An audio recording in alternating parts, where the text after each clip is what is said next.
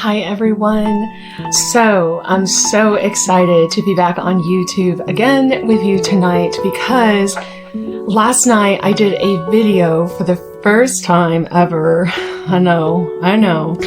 I did it on, the first video was on myths for do I need perfect pitch in order to play the piano well, and I gave you the answer in that video last night. So if you haven't checked that video out, you can go ahead and check that out. I will be sure to link the video below, but shouldn't be too hard to find. This is a brand new channel and there's not any other video out there. So this will be the second video.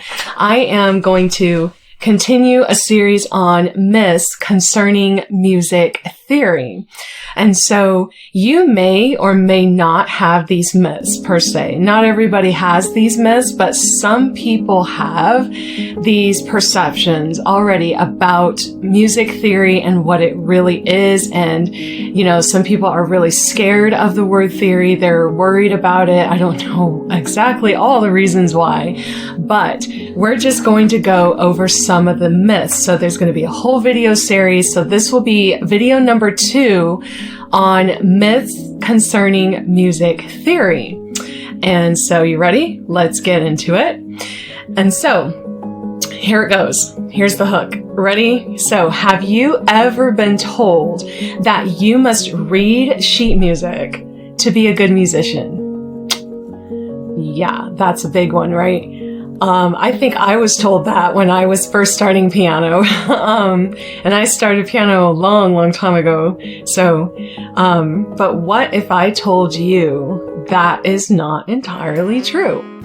And so let's go ahead and break this myth down today. So point number 1 is the classical only myth, which a lot of people think, oh, I'm never going to take music theory because I'm never going to be a classical musician.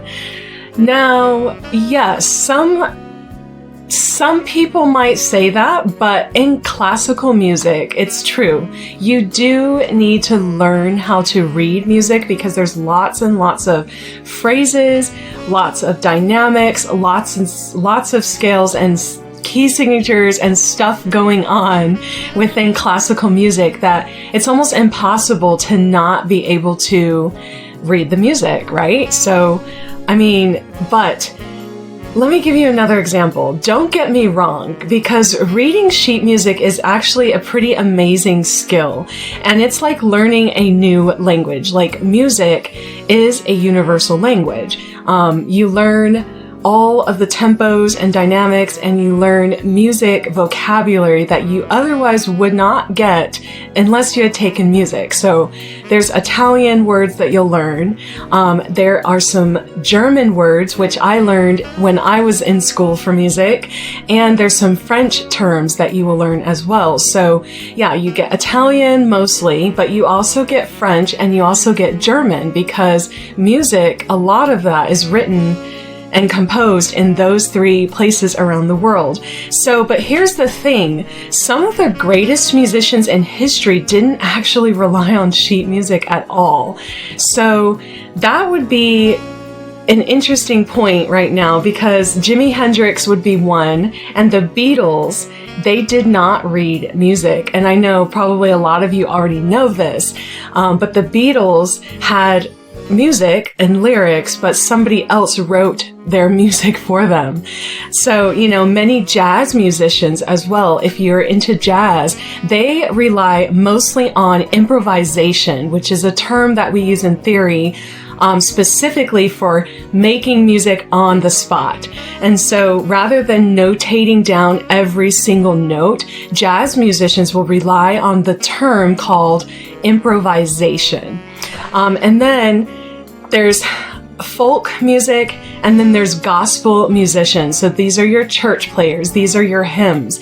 Those often can be played by ear and by touch, which is, or feel. Basically, you can feel what sounds good on the piano, and that has to do a lot with ear training. And so the takeaway with that is, while reading music is helpful, it's not the only way to be an amazing musician. So I wouldn't say that every time you read music, you're going to be an awesome musician, because honestly, there's all sorts of parts to music theory, and it's not like several parts that you have to learn at one time, but reading sheet music is not the only part. So you can actually be a really good ear trainer, and you can hear a chord or you can hear sounds. That is the power of ear training and chords. A lot of that folk music and a lot of pop songs and even a lot of gospel music has what's called a chord progression that a lot of musicians just hear. So those are usually the same chords, and it's usually in parts, and you can hear it, and it's the same stuff throughout the whole music. And so you're playing the same thing on the piano, but you're just going back and forth from one chord to a 5 chord, from a 1 chord to a 5 chord. Maybe you're going from a perfect interval to another major interval or to a minor. And so then you've got key signatures, and then you have scale patterns, and then there's intervals. So it all works together for every musician to be the best musician that they could possibly be. Now that was point number 2. And I wanted to add as well, if you hear somebody hum a music piece or a song or whistle a song, just think they don't need sheet music to make a beautiful melody, right? Like, the cool thing with ears is, and being able to hear a piece, is that you can hear melodies and harmonies that not everybody can understand what it is. And so, you might be able to hear it, but in theory, you'll be training your ear to know exactly what that song or chord is on that piece of music, if that makes sense. So, yes, you don't need to be glued to sheet music just to create something beautiful. And so my last question for you, just for engaging, is what works best for you as a musician? Do you need to read music? I mean, I do. I technically do need to read music. I've been told I'm a great reader. And so, I mean, I can sight read, but I can also read music really well. And I have actually a harder time with my ear sometimes, because I have to see it, and because I'm a visual learner, so I have to see those notes, and then I can kind of figure it out from there. Some people are not visual. Some people, they need the ear and they don't care about what the music is saying.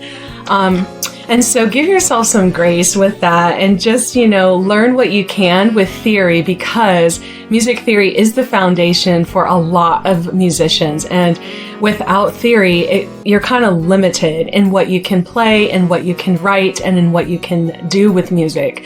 So if you want to play classical music, I would say reading sheet music is highly important as far as music theory goes.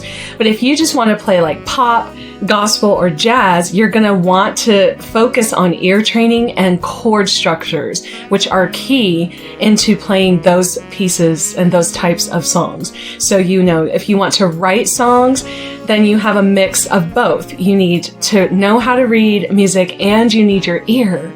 So I hope this helps. I hope it was insightful for you, because it's a big myth and it's a lot of angles and points that I can talk about on and on and on inside of what is expected in a music theory class setting. So I encourage you, no matter what path you take, learning music should be fun and creative for you, and there's no single right way.